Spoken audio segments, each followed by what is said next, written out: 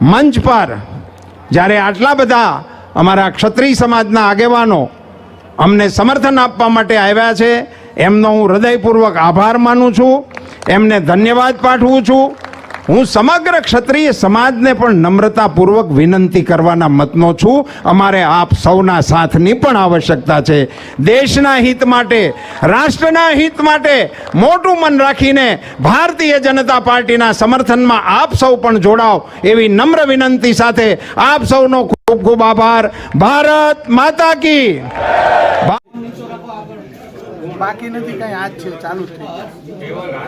ચાલુ થઈ ગયા છે. બસ આજ વિઝ્યુઅલ છે. હા, નામાંકન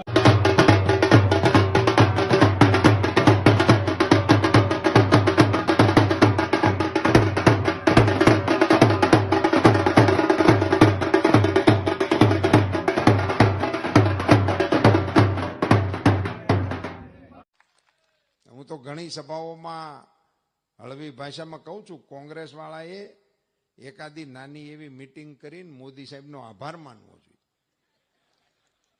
એક કામ માટે જ એમના વડાપ્રધાનનો પ્રશ્ન હતો કે હું દિલ્હીથી રૂપિયો મોકલું અને અહીંયા પહોંચતા 15 પૈસા થઈ જાય છે.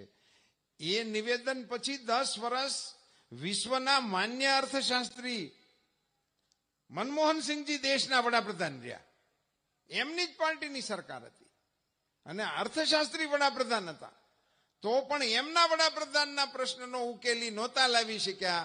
એનો ઉકેલ આપણા નરેન્દ્રભાઈ લાવ્યા. એટલા પૂરતો એને આભાર માનવો જોઈએ.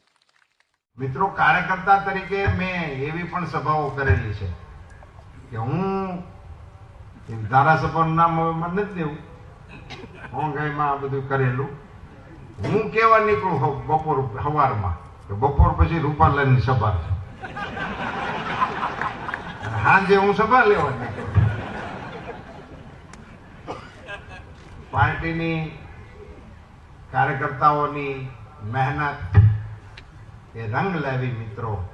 અને આજે અહીંયાથી એનાઉન્સરોએ જેમ કીધું એમ ભારતીય જનતા પાર્ટી લોકસભાની ચૂંટણી લડે છે, તો આખી દુનિયાના દૂરબીન આપણા દેશ ઉપર મંડાયેલા છે.